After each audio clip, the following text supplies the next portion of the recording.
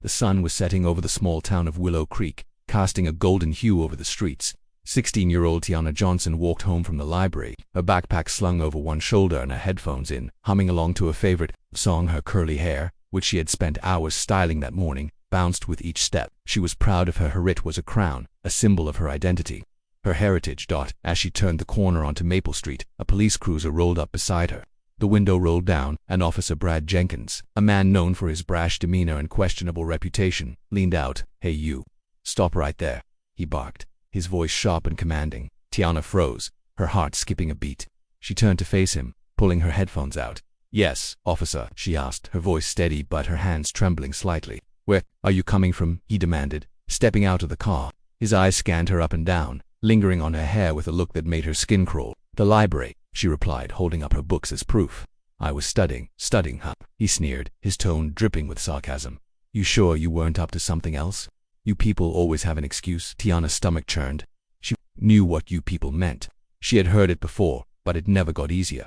"I was just studying," she repeated, her voice firmer this time. Officer Jenkins stepped closer, his eyes narrowing. "You think you're smart, don't you? With your fancy hair and your books. Let me tell you something, you're not fooling anyone." Before Tiana could respond, he reached out and grabbed a handful of her curls. She gasped, pain shooting through her scalp as he yanked her closer. "Let me go," she cried, struggling to pull away.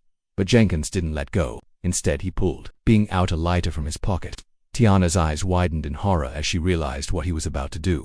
"No, please, don't," she screamed, but it was too late. The flame touched her hair, and in an instant, the curls she had worked so hard to style were engulfed in fire. Tiana screamed, dropping her books and frantically trying to pat out the flames. The smell of burning hair filled the air, and tears streamed down her face as the pain seared through her scalp. But then, just as quickly as it had started, the fire was extinguished. A strong hand grabbed Jenkins by the wrist, twisting it until he dropped the lighter.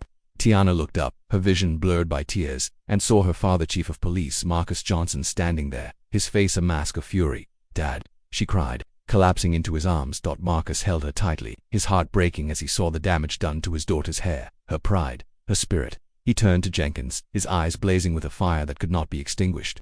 "What the hell do you think you're doing?" Marcus roared, his voice echoing down the street. Jenkins stumbled back, his face pale. "Chief, I can explain," he stammered, but Marcus wasn't listening. "You set my daughter's hair on fire," Marcus said, his voice low and dangerous. "You attacked her, humiliated her, because of the color of her skin. You think you can get away with this?" Jenkins opened his mouth to speak, but Marcus cut him off. "You're done. You're finished. You don't get to wear that badge anymore. You don't get to call yourself an officer of the law." With that, Marcus pulled out his handcuffs and slapped them on Jenkins' wrists. The sound of the cuffs clicking into place was like music to Tiana's ears. She watched as her father read Jenkins' rights, his voice steady and unwavering. As Marcus led Jenkins to the cruiser, Tiana felt a sense of relief wash over her.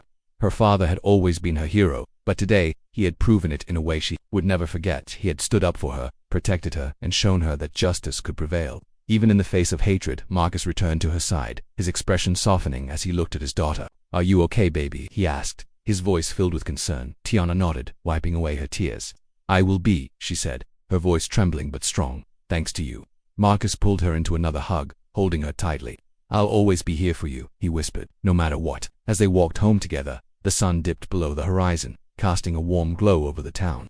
Tiana knew that the road ahead wouldn't be easy, but with her father by her side, she felt ready to face whatever came her way. And as they turned the corner, leaving the shadows of Maple Street behind, she knew that love, justice, and family would always light the way.